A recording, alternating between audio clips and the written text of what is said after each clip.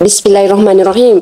Hai, Assalamualaikum. Welcome back to Cengkeh Channel. Terima kasih akak ucapkan kepada semua kerana sentiasa memberi support untuk channel ni. Akak doakan agar kita semua dipermudahkan segala urusan dan dipanjangkan umur, insyaAllah. Amin ya rabbal alamin. Hari ini akak akan kongsikan dua kisah seram, di mana salah satu kisah seram tersebut dikongsikan oleh salah seorang subscriber. So, korang tanpa membuang masa, jom bersama dengan akak untuk dengar cerita. Bismillahirrahmanirrahim. Qul a'udhu birabbin nas, malikin nas, ilahin nas, min syarril waswasil khannas, alladhi yuwaswisu fi sudurin nas, minal jinnati wan nas.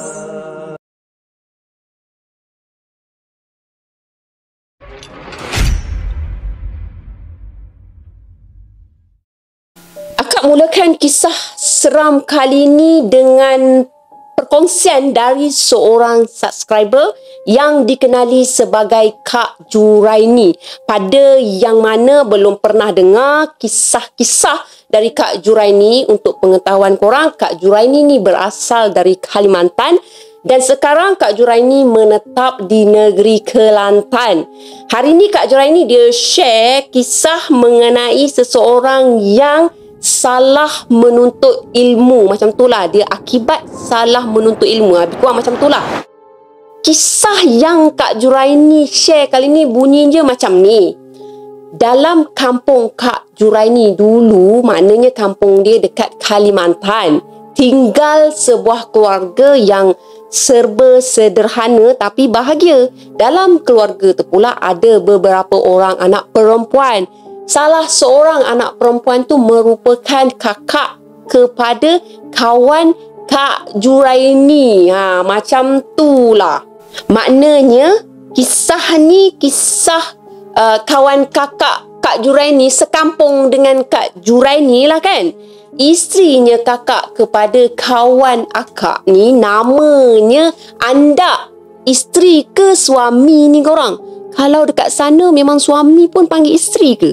Pening terus akak nak translate kisah ni. Tapi bila dah faham betul-betul barulah kak lancar.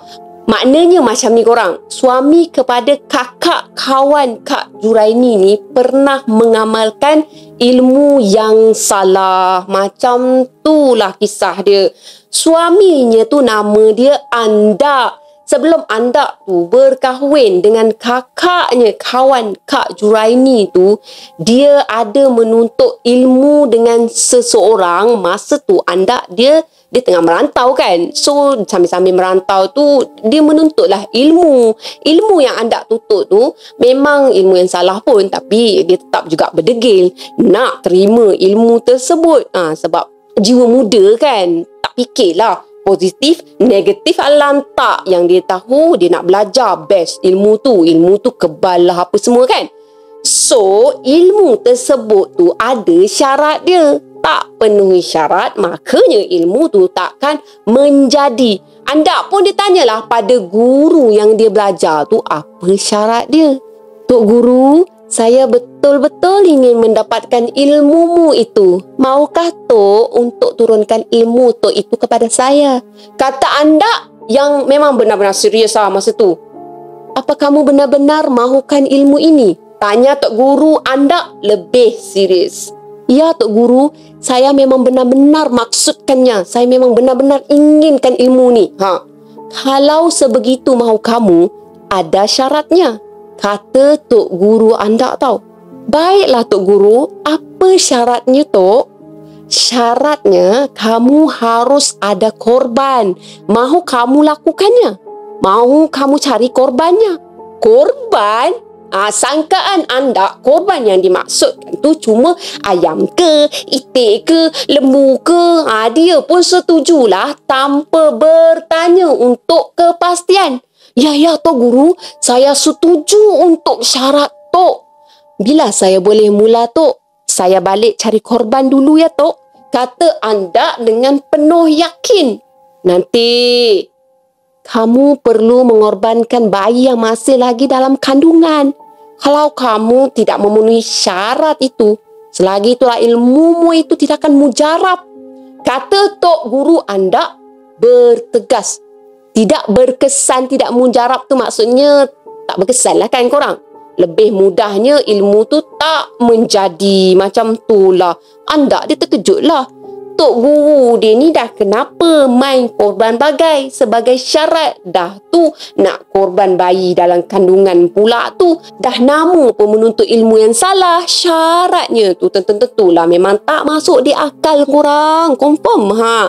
Manalah aku nak cari bayi yang masih dalam kandungan. Sama siapa aku mahu korbankan. Aduh, syarat apa ini pakai bunuh segala. Kambing lembu kan banyak boleh dikorban.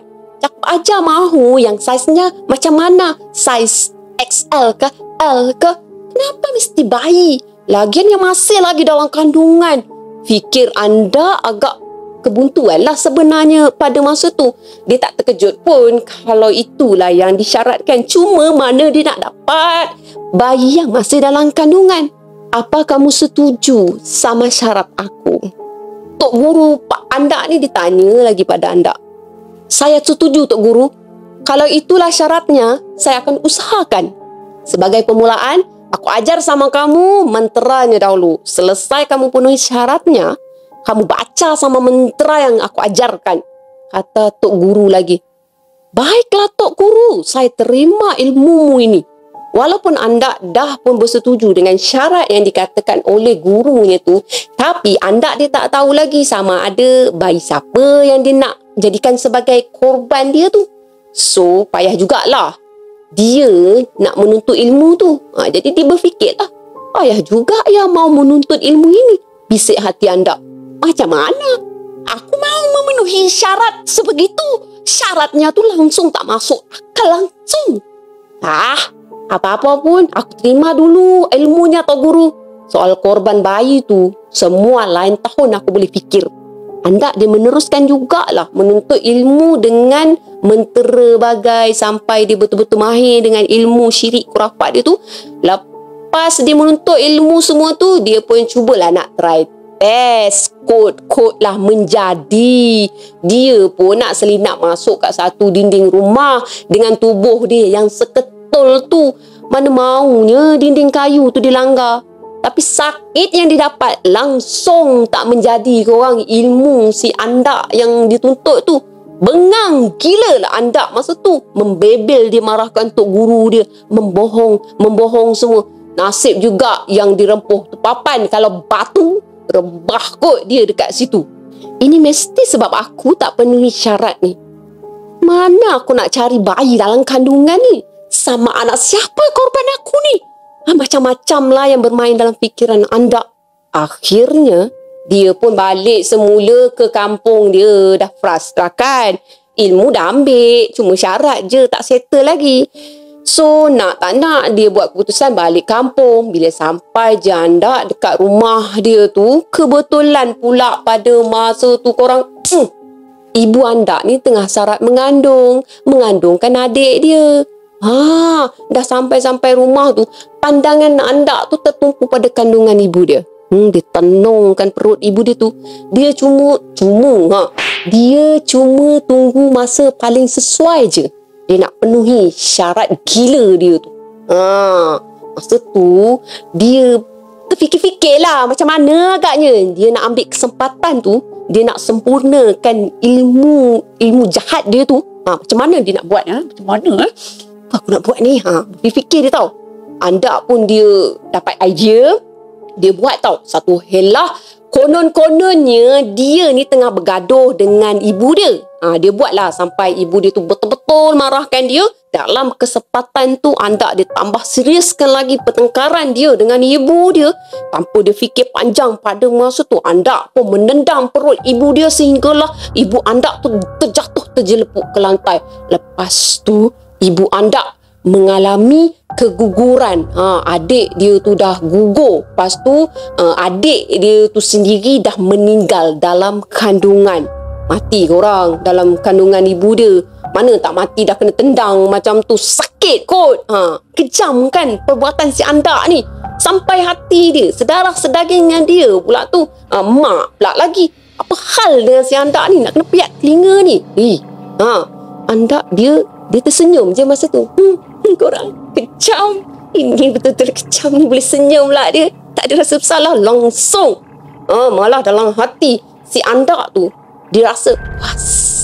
Aku dah settle dah syaratnya. Dia rasa macam wah, aku dah boleh jadi kuat, boleh jadi kebal, macam tu lah. Bila syaitan dah menguasai diri, kau menuntut benda yang tak betul macam tu, sampai kau tak boleh nak nilai antara batu jalan dengan permata.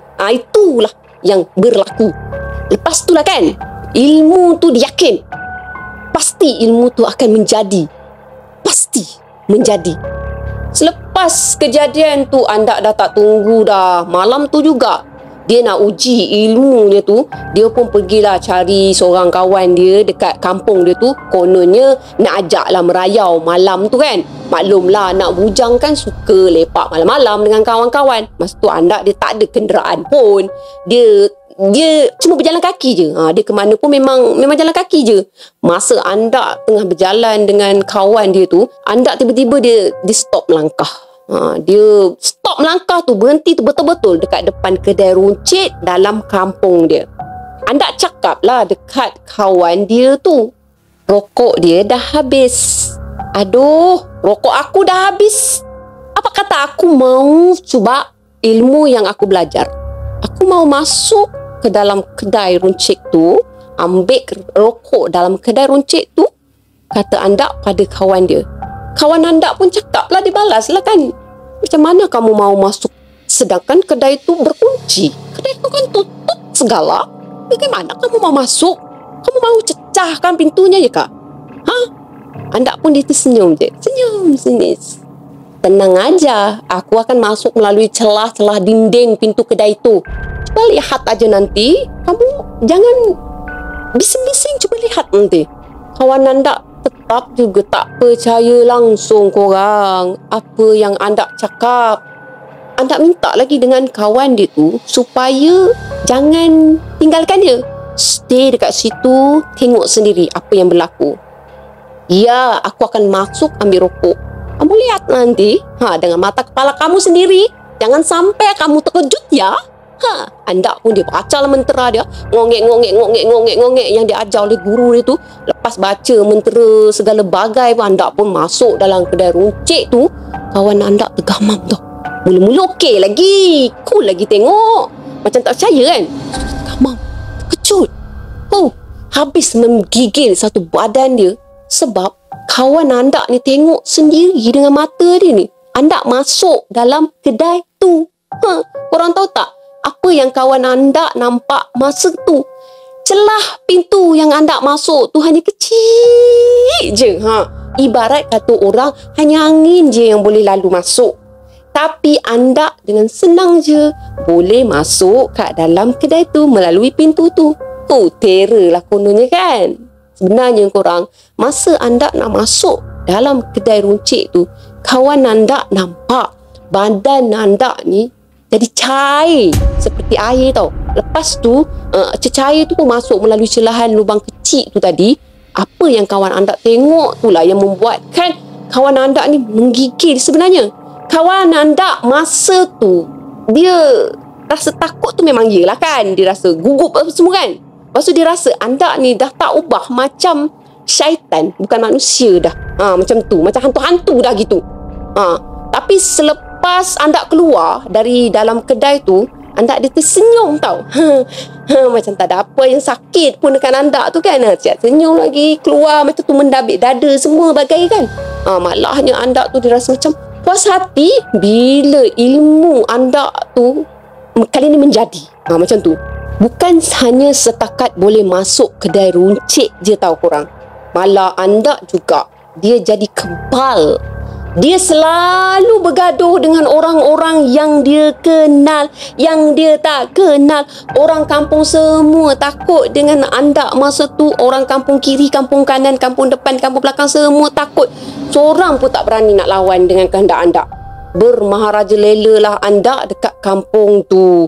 Sejak dari hari tu, Andak jadi ketua di kalangan geng-geng jahat dan selalu je bergaduh dekat sana, dekat sini. Semua disuka cari gaduh.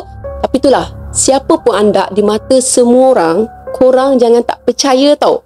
Bila si Andak ni dah jatuh cinta, ilmu hebat macam mana sekalipun, tetap juga si Andak ni rebah bila hati dia dah terpaut pada seseorang. Satu hari tu, Andak dia bertemu dengan seorang perempuan yang memang dia betul-betul berkenan lah. Orang kata memang cinta gila lah dengan perempuan tu. Dia tak nak lah kehilangan perempuan tu. Perempuan tu lah kakak kawan Akak Juraini ni. Bercintan-cintun lah bagai. Akhirnya mereka pun berkahwin. Macam tu. Sekarang mereka dah pun mempunyai anak. Selepas mempunyai anak, Andak ni pun dia dah insaf. Dia sempat bertaubat dan dia kesal dengan perbuatan dosa dia yang lalu. Dia sekarang selalu ke surau, ke masjid. Tapi kan, sampai sekarang ibu Andak tak tahu tentang adik dia tu yang meninggal sebelum tu. Ibu Andak tak tahu pun perselisihan faham tu. Semua tu adalah rancangan Andak. Dia tak tahu macam mana nak berterus terang pada ibu dia. Sangat beratlah bagi dia nak lukakan hati ibu dia sekarang, pada waktu sekarang. Semoga Allah ampunkan Andak. Sebab Andak dah bertaubat. Kak Juraini pun tak tahu macam mana keadaan Andak dan keluarga dia sekarang. Sebab dah lama tak balik ke kampung kan. Yang dia tahu, yang Kak Juraini tahulah, Andak dah bertaubat dan selalu pergi ke surau. Macam tu lah cerita ni. Kak Juraini tak rasa pun macam korang akan rasa seram. Tapi banyak pengajaran dalam cerita ni. Jangan kita ikutkan nafsu muda kita untuk sesuatu yang akan memudaratkan kita di hari tua. Kalau tak sempat tua sekalipun, akhirat tetap menjawab juga. Tengoklah Andak, tua dia dengan rasa kesal tau. Tak bernoktah, sesal yang tiada noktah. Sebab dia tetap tak berani nak akui kesilapan membunuh adik sendiri. Siapa yang nak ungkit pada masa silam yang memang kelam bila sedari masa sekarang yang sangat bahagia, yang membahagiakan. Tapi dosa tetap dosa, kesalahan tetap kesalahan. Macam mana sekalipun Andak dah bertaubat, macam itulah Andak perlu berterus terang pada ibu dia. Setidak-tidaknya Andak dapat dimaafkan. Itulah kisah yang pertama.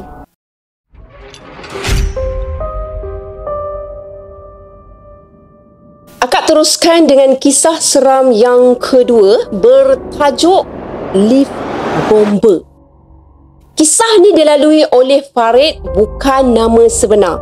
Farid ni dia nak ceritakan sebuah kisah mengenai lift bomber yang terletak di sebuah kondominium di Selangor. Kondominium mana ya, dia tak nyatakan lah. Sebab adalah sebabnya kan, dia tak nak share dekat mana. So Farid ni dia ada juga bagi tahu bahawasanya kondominium tu terletak di kawasan Bangi Selangor. Macam tu lah. Pada cuti akhir tahun 2021, keluarga Farid merancang untuk menginap di sebuah kondominium yang terletak di Bangi Selangor. Kondominium tu lah, kondominium tu dah lama dah dibeli oleh ayah dia. Masa tu ayah dia tengah study. Jadi bila ayah dia dah kahwin apa semua kan, ayah Farid pun keluarlah daripada kondominium tu. Lepas tu berpindah ke rumah teres sebagai tempat tinggal mereka sekarang. Tapi kan untuk percutian kali ni, ayah Farid dia bercadang nak check-in je dekat kondominium tu. Mereka merancang nak bercuti pada hari Ahad dan bertolak pada esok harinya. Macam tu lah. Dipendekkan cerita, mereka tiba dekat kondominium tu pada petang hari yang dijangkakan lah. Kira-kira pukul 6.30 petang. Lepas tu ayah Farid dia pergi ambil kunci dekat kaunter reception. Sementara mereka yang lain tu tunggu dalam kereta. Selesai je ambil kunci bagai semua ngongek-ngongek, mereka pun bergeraklah ke parking lot yang disediakan untuk meletakkan kenderaan. Setelah mereka tu semua angkut barang-barang keperluan bagaikan, mereka pun menuju ke ruangan lift. Mereka nak carilah bilik mereka tu tingkat berapa. Jadi dekat lift tu lah mereka tujulah pada bilik dia tu. Dipendekkan cerita, mereka pun sampailah dekat bilik mereka di tingkat 25 daripada 35 tingkat tu. Mereka nak masuk dalam bilik tu, mereka baca dulu Bismillahirrahmanirrahim, dan ayah Faris pun bukalah pintu bilik tu menggunakan kunci yang diambil tadi. Masuk je dalam bilik, mereka pun teruskanlah dengan kerja masing-masing. Seorang penggah barang, seorang itu ini apa semua, ada seorang pergi mandi, ada seorang tu bersiap sedia untuk solat pada malam hari tu. Selesai semua urusan solat isyak semua, mereka bercadang nak turun makan malam di sebuah restoran. Kebetulan dekat bawah kondominium tu ada kedai dan juga restoran. Tanpa banyak cerita, mereka pun turunlah ke tingkat 1 dan terus tuju dekat restoran tu untuk dinner mereka pada malam tu. Selesai makan malam, ayah Farid pun diajaklah Farid ni pergi jalan-jalan kan sekitar kawasan tu, nak tengok-tengok lah keindahan malam bersama-sama. Dia nak spend time dengan anak dia. Tapi pada masa tu Farid dia memang dah ngantuk sangat korang. Dia memang tak boleh nak bawa bincang dengan mata dia. Walaupun ni ayah dia tu bagus dah nak spend time kan, nak bersama anak dia. Masa tu lah mungkin dia orang ni boleh share apa masalah ada kan. Jadi dia pun bagi tahulah pada ayah dia yang dia tak nak ikut sebab dia dah ngantuk sangat, dia nak tidur. Jadi ayah Farid pun dia bagilah kunci bilik untuk Farid buka pintu. Sambil tu ayah Farid dia ingatkanlah Farid berkali-kali, jangan kunci pintu tu sebab mereka ni nak masuk dalam bilik tu nanti. Farid dia akur, lepas tu dia terima nasihat daripada ayah dia tu. Kemudian diorang pun berpisah masing-masing dengan hala tujuan masing-masing, macam tu lah. Farid pun dia pergilah ke ruangan lift. Lepas tu dia tekanlah button untuk naik dekat atas kan. Setelah beberapa saat macam tu lah, dia menunggu ada sebuah lift yang terbuka tau, untuk bawa dia, jemput dia pergi ke tingkat yang dia tekan tu. Tapi yang peliknya, yang terbuka pada masa tersebut adalah lift bomba. Farid dapat tahu lift tu adalah lift bomba pun sebab dekat ruangan atas lift tu dia ada tertampal kat situ lift bomba. Dia rasa masa tu lah kan, boleh je kot dia naik lift tu sebab masa tu lift tu kosong. Yelah kan, mana ada kebakaran ke kecemasan ke masa tu. Buat apalah dia nak menunggu lift lain pula, lambat. Lagipun masa tu dia memang dah tak boleh tahan kot mengantuk. Memang tak boleh nak bawa bincang lah. Tahap mengantuk dia tu memang redah je lah, naik je lah lift apa pun. Itulah akibatnya terlalu banyak sangat makan dekat restoran tadi, dah jadi mengantuk, lemau semua kan. Tanpa berfikir panjang, Farid pun dia masuk dalam lift tersebut. Lepas tu dia tekanlah tingkat 25. Setelah 1 minit lah macam tu berlalu, Farid dia lah mamai kan, ngantuk. Dia perhatikanlah sekeliling dia dalam lift tu, dia masih lagi berada di tingkat 1. Sedangkan button tu dah menyala di tingkat 25. Tapi lift tu tak gerak pun. Lift tu stay juga duduk dekat situ. Lepas tu dia tunggu juga pintu lift tu tertutup. Memang betul orang, pintu lift tu tertutup. Lega dia rasa, boleh sampai cepat kan. Tapi malang bagi dia, bila pintu lift tu terbuka, dia masih lagi dekat arah 1. Farid pun dia tekan semula button tingkat 25 kali kedua. Lepas tu lift tak juga naik ke atas. Apa lagi, panaslah dia. Farid pun dia tekan button tu banyak-banyak kali, macam peluru macam tu. Banyak kali dia tak kira. Dia tak kira aku nak naik lift ni juga. Padahal boleh je si Faris tu, Faris ke Farid, akak lupa lah tadi. Si Farid tu tekan je button lift lain. Maksudnya tunggu je lift lain kan, settle naik je lift lain. Duk nak naik lift bomba, buat apa?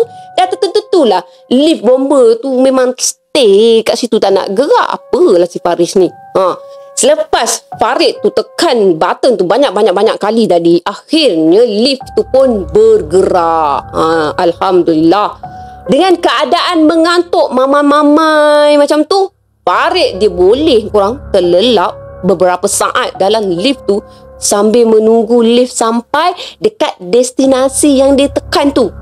Bila Farid terjaga dari terlelap tu, dia pun tengoklah sekeliling kan. Dia tengok dalam fikiran dia, dah sampai tingkat 25. Tapi lift masih tertutup. Farid pun dia rasa pelik tau.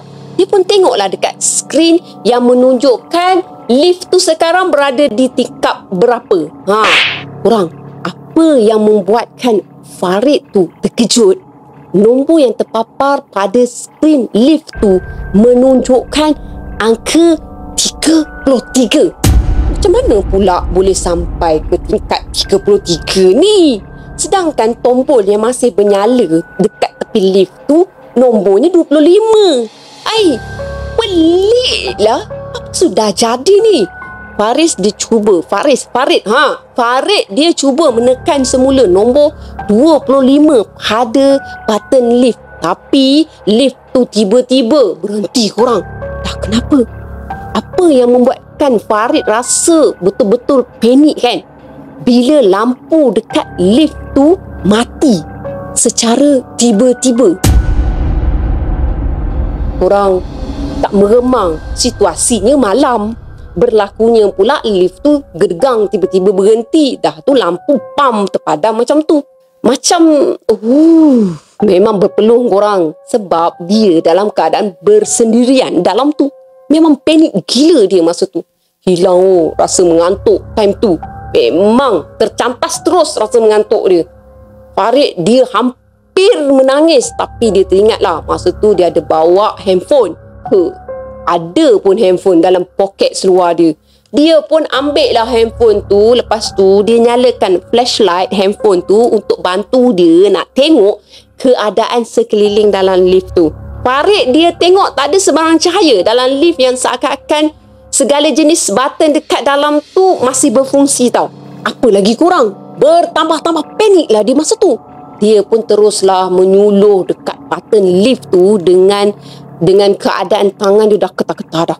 Masa tu dia tekan tau.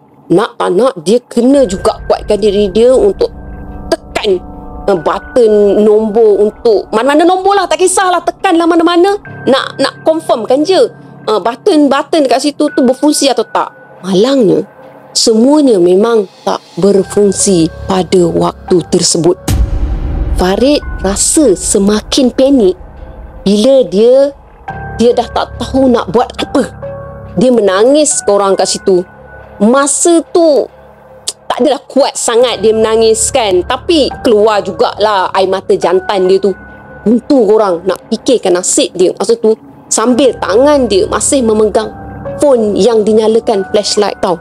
Tiba-tiba dia terdengar bunyi seakan seseorang berbisik tau. Macam sesuatu berbisik macam tu lah dekat telinga dia. Suara tu dia dapat rasakan seperti ada sesuatu benda yang berbisik tu dari arah belakang. Tapi bisikan tu agak kurang jelas sama-sama macam tu.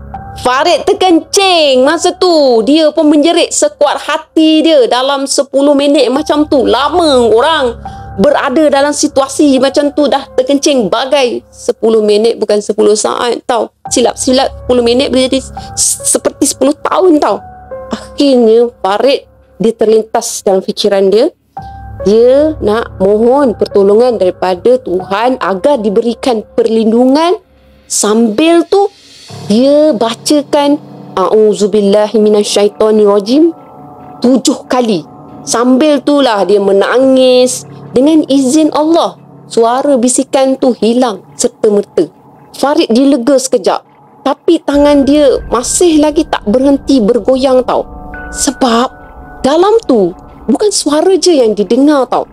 Tapi dia nampak lembaga ada seseorang dalam tu.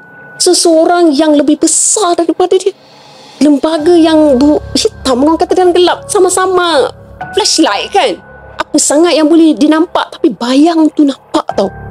bertambah-tambah panik dia, bertambah-tambah seram dia. Tapi kan makin dia membacakan apa yang dia tahu, bacakan ayat-ayat yang pendek-pendek, ayat-ayat Al-Quran yang pendek-pendek yang dia tahu untuk dituturkan pada masa tu, alhamdulillah, dengan izin Allah, lampu menyala dekat lift tu lah, membuatkan dia rasa lift tu memang dah betul-betul berfungsi. Harapan dia pada masa tu, dia nak pergi ke tingkat 25. Dia dah tak terfikir dah nak pergi turun balik ke tingkat 1, nak pergi dekat mak ayah dia. Memang dia tak terfikir. Yang dia tahu, dia nak lari masuk ke bilik dia dekat tingkat 25. Lepas tu dia tekan tingkat 25, sampai dekat situ. Akhirnya lift tu memang betul-betul bawa dia ke dekat tingkat 25. Bila dia stop kat situ, pintu dah buka apa semua, dia lari, dia menuju ke bilik dia lah. Dia tinggalkan lift bomber tersebut. Lepas tu bila dia sampai je dalam bilik tu, masa tu keadaan memang kelang kabut gila korang. Memang dia seolah-olah macam dia dikejar oleh sesuatu. Memang pun dia dapat rasakan pada waktu tu angin dia lain macam tau. Hanya dia je yang faham situasinya. Dia memang rasakan dia diekori oleh sesuatu, dan dia dapat rasakan ada bayang-bayang something lah yang memang mengekori dia masa tu. Apa pilihan yang dia ada, dia memang dah tak tahu nak ke mana. So dia terus tuju je pada bilik, buka terus pintu bilik, lepas tu masuk dalam bilik, terduduk kat situ. Memang agak ketakutan lah untuk diri dia pada masa tu. Lepas tu dia cuba untuk kawal ketakutan dia, dan dia istighfar banyak-banyak. Dan lepas tu dia cuba untuk mandi, dia cuba untuk cool kan, orang katakan macam mak kita selalu pesan kan, kalau kita dalam keadaan ketakutan apa semua kan, betternya kita pergi mandi, sejukkan diri kita, cuba kontrol kita punya ketakutan. Sementara tu lah dia nak menunggu ahli keluarga tu dah selesai mandi, dia pun tidur awal lah, sebab dia dah terlalu kepenatan sehinggalah dia tak menyedari pun family dia dah balik ke bilik. Macam tu lah. Keesokan paginya dia pun ceritakanlah kisah pengalaman yang dia alami dekat lift tu. Lepas tu mak ayah dia ni tak nak tahu ganggu emosi dia, jadi mak ayah dia sepakat untuk tinggalkan tempat tu. Dah tak nak stay dah kat situ. Walaupun ikut plan memang diorang nak stay beberapa hari, tapi dah tak nak dah. Jadi diorang ni nak terus je balik kat rumah. Jadi diorang packing barang apa semua, settle apa semua, hantar kunci, diorang pun baliklah ke rumah. Jadi cuti, diorang pun terbantut dekat situ. Itu saja kisah Farid pada kali ni. Nasihat Farid lah untuk semua orang yang menonton dan mendengar. Kita kalau buat sesuatu, sewajarnya lah kita berfikir dulu sebaik-baiknya, supaya kita ni tak terjebak dengan akibat buruk macam apa yang dilalui oleh Farid. Kan senang kalau dia dari awal lagi guna lift biasa, tak payah guna lift bomber. Tentu tu lah lift biasa tu ramai orang lain guna kan. Jadi tak adalah lift tu dalam keadaan kerosakan ke apa semua kan. Setidak-tidaknya lift tu tentulah berfungsi dengan baik. Lagi satu, dah tahu dari awal lagi lift tu tak boleh nak ditekan, nak dipaksanya juga buat apa. Nakkan jalan pintas tapi dapat jalan yang lebih jauh. Siapa yang rugi? Diri sendiri juga. Sekian, Assalamualaikum. Sekian untuk kisah yang kedua. Sekian saja 2 kisah seram yang akan kongsikan pada kali ini. Apa yang baik sama-sama kita ambil jadikan sebagai tauladan, dan apa yang buruk sama-sama kita ambil jadikan sebagai sempadan. Akak tegaskan kat sini, perkara yang tak elok kita jangan ikut tau. Jadi korang jangan lupa untuk like, share dan subscribe pada channel ni. Sekian dulu dari akak. Bye. Assalamualaikum. Bye. Terima kasih korang. Bye. Jangan lupa share cerita.